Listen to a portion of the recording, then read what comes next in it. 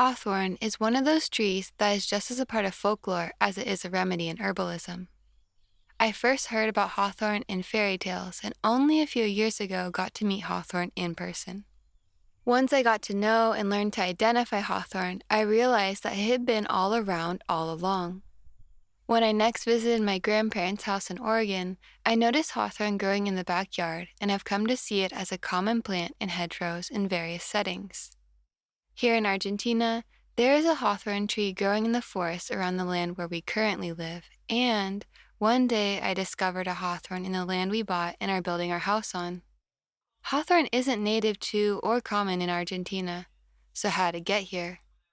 That is yet another mystical aspect of this healing herb.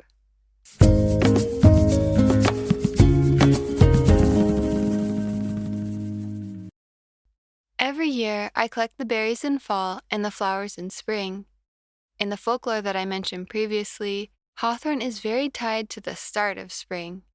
At one point, hawthorn was actually called Mayflower.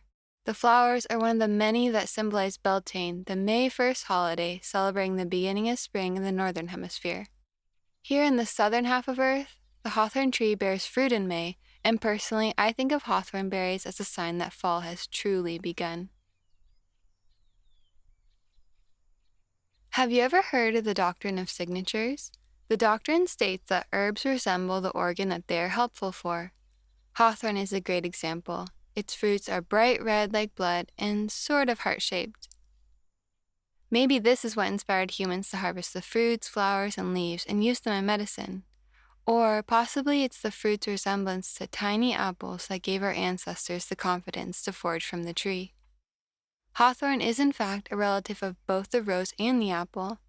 The fruits, in my opinion, taste like bland crab apples. I nibble on them as I harvest, always taking care to spit out the large seeds found at the center of each berry. This miraculous berry works its medicine to improve circulation in the entire body, strengthening the heart organ as well as supporting the emotional heart. Today, it is considered one of the most important heart tonics in herbalism, and is used to improve heart conditions and as a preventative medicine for those at risk of heart attacks. Hawthorn is generally considered a safe herb, but consulting with an herbalist before consuming any new herb is always my recommendation, especially if you are taking any type of pharmaceuticals for a heart condition. While reviewing my herbal books to write the script I'm reading right now, I was surprised to find that hawthorn, though originating in Europe and North America, has been included in the apothecary of traditional Chinese medicine, but with quite a different application. Instead of being used as a cardiovascular tonic, hawthorn berries are employed as a digestive aid in situations of stagnant food in the digestive tract. So I suppose that nibbling on a berry or two as I harvest is helping more than just my heart and blood, but also my digestion.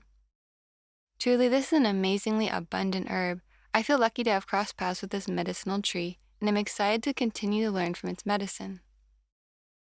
Most of the berries I harvested went directly into the herb dryer. These small fruits have a lot of humidity inside, and I wanted to make sure that they dried out thoroughly before going into jars in the apothecary. To improve proper drying, I spread out the berries on each of the trays in the dryer. There should be a bit of room to roll around and no berries piled on each other. Fall is a pretty humid season here, so I expect these to be drying for 10 days or maybe even longer. I kept one basket of the most recent berry harvest to make hawthorn berry syrup with. Making a simple syrup with one type of herb is really easy. All you need is 3 ingredients: filtered water, sugar, and the herb you want to preserve.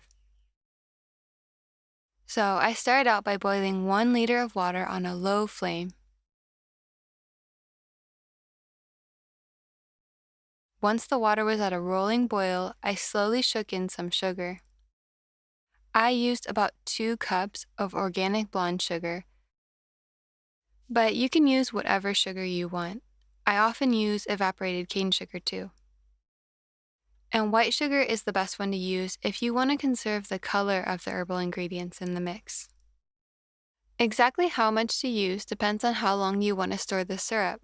The more sugar, the longer the syrup will last in the pantry, especially if canned. This syrup is just to use over the next few weeks, so a relatively low amount of sugar is okay. And I'm not going to can these jars either.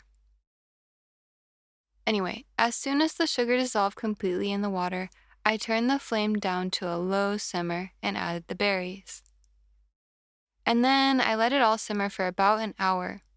In this situation, I want to capture the natural sweetness of the hawthorn berries. If I were making a syrup with something more delicate like flowers or leaves, maybe 30 minutes of boiling water would be better.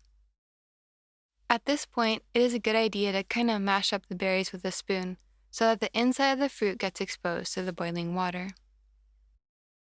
After an hour had passed, I turned off the flame and let it cool a little bit before moving on to the last steps. Then I used a metal filter to separate the hot syrup from the hawthorn berries, and did a bit of transferring until I got the simple syrup into 2 clean glass jars. For someone who is used to bitter tea and strong tinctures, this is a pretty sweet remedy. And I think a tablespoon a day may be the perfect way to heal a broken heart or even just improve one's circulation. Thanks so much for watching, and I wish you, as always,